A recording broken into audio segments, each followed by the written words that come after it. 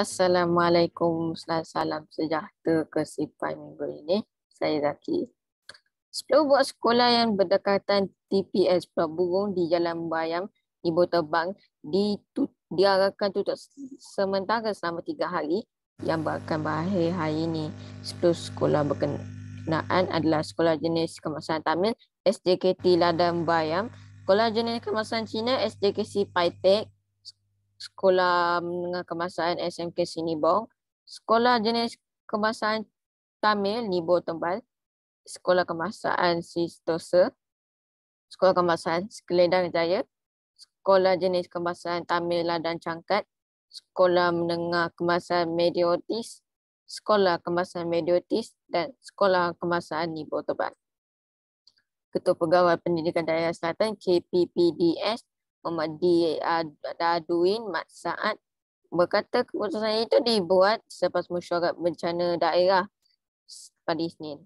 Menurutnya keputusan itu diambil selepas mendapati indeks utara di sekolah terbabit dalam lingkungan radius 10 km daripada tahap AEGL 3 The Acute Exposed Guidelines Level, iaitu kepekatan udara yang memberi kesan kepada kesihatan dan mengancam nyawa penduduk. Pihak Pejabat Pendidikan Daerah Selatan PPDS akan memaklumkan selewat-lewatnya pada Sabtu ini tentang status pengoperasian sekolah semula berdasarkan keputusan nasihat dari Jawatan Kuasa Bencana Daerah Seberang Perai Selatan SPS, katanya dalam satu kenyataan pada Selasa. Katanya lagi dalam tempoh penutupan operasi tersebut, murid akan melaksanakan kaedah pembelajaran dan pembelajaran di rumah PDPR. Pihak sekolah diminta untuk memaklumkan kepada guru dan ibu bapa tentang perkara itu. Selain itu, pihak sekolah juga diminta supaya memaklumkannya kepada pengusaha kantin, pengusaha bas dan pihak lain yang berkaitan untuk tindakan persediaan awal. Pihak sekolah turut meminta menyediakan petugas pada Rabu bagi menguruskan murid sekiranya hadir disebabkan tidak menerima maklumat penutupan ini. Sebanyak tempoh itu juga warga sekolah diminta untuk makan pintu muka, mengurangkan aktiviti luar dan sekiranya tidak sihat, sehingga mendapatkan rawatan di klinik kesihatan atau hospital, katanya. Dari itu diambil susulan pemantauan kualiti udara di 3 lokasi iaitu Majlis Masjid Daerah Seberang Perai Selatan, Dewan Majlis Pengurusan Komuniti Kampung Cangkat dan Dewan MPKKK Kampung Kebun Baru oleh Jabatan Alam Sekitar JS mendapati udara di kawasan itu mengandungi gas yang boleh memberi risiko kesihatan. Anggaran keluasan tapak pelukusan adalah 16.2 hektar, namun anggaran kawasan yang terbakar berkeluasan 6.5 hektar. Tempoh peralihan ke fasa endemik dijangka ditangguhkan kira-kira 3 minggu berdasarkan situasi semasa. Jelas Menteri Kanan Pertahanan Datuk Seri Syamsuddin Tun Hussein, perlenggahan dibuat setelah mengambil kira konsen pasca banjir, varian Omicron serta kes melibatkan pengambilan dari Arab Saudi. Jelasnya tindakan negara beralih ke fasa endemik tidak dilakukan sembarangan, sebaliknya langkah berhati-hati perlu diambil dalam memastikan setiap asas yang ditetapkan dipatuhi masyarakat.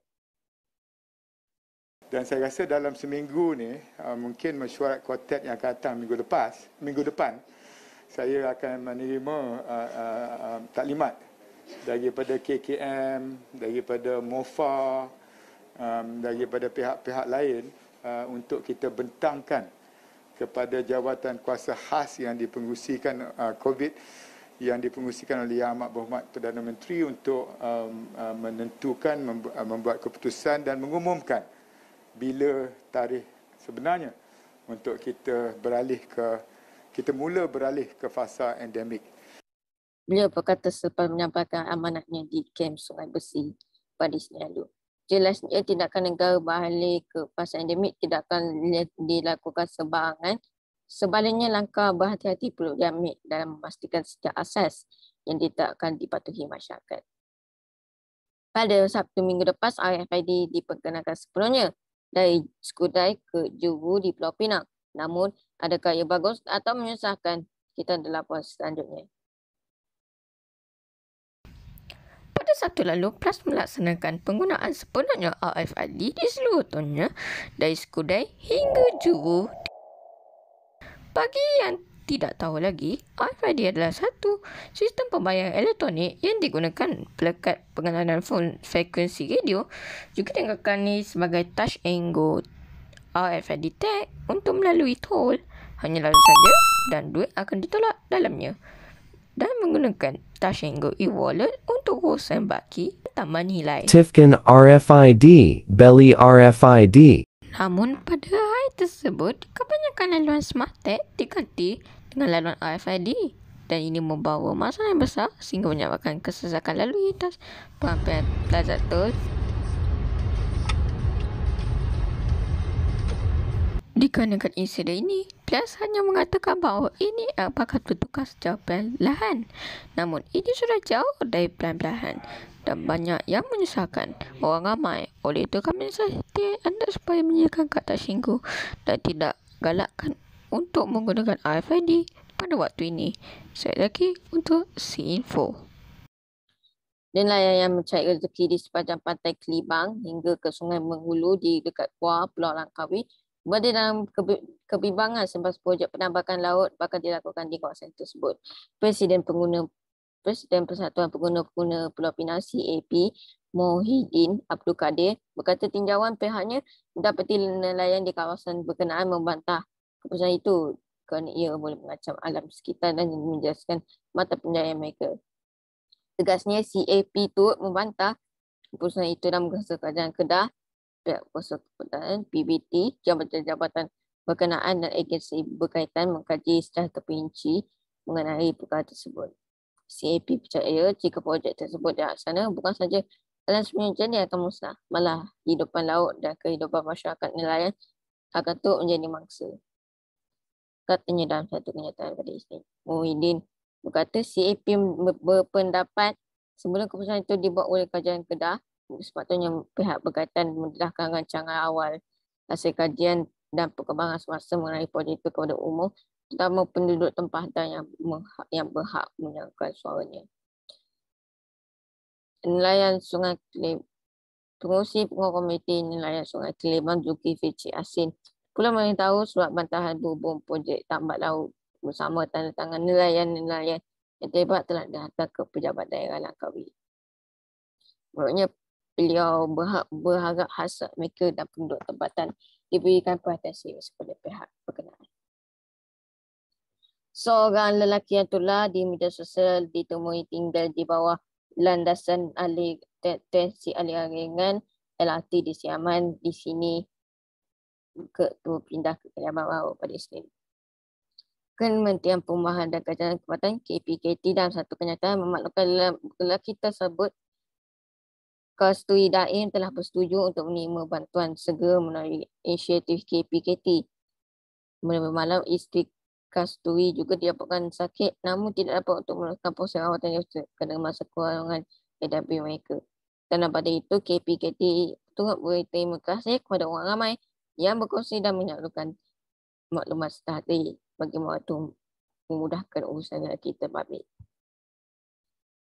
Ibu negara baru Indonesia di Kalimantan Timur dinamakan sebagai Nusantara, lapor media tempatan.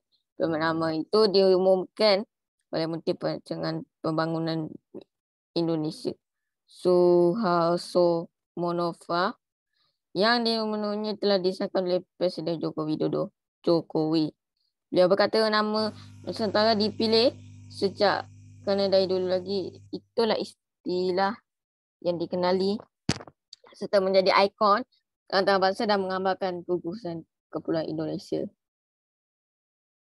Nama ibu kota tersebut pada awalnya ingin memasukkan ke undang-undang ibu kota negara, tetapi ditahan sebelum akhirnya diberikan pengesahan oleh Jokowi. Bagaimanapun beberapa anggota mesyuarat berkata nama Nusantara boleh menimbulkan kesetujuan kerana perkataan itu digunakan untuk merujuk kepada sifat geografi keseluruhan negara.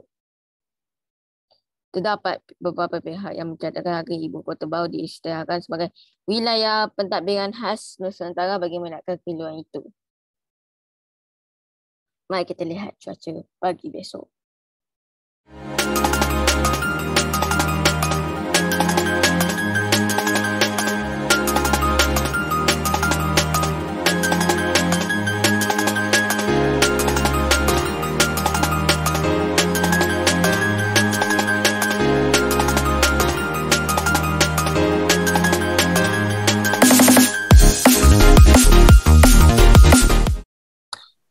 Sebelum kita berakhir berita pada kali ini, kami ada bukan satu tapi dua pengumuman yang besar.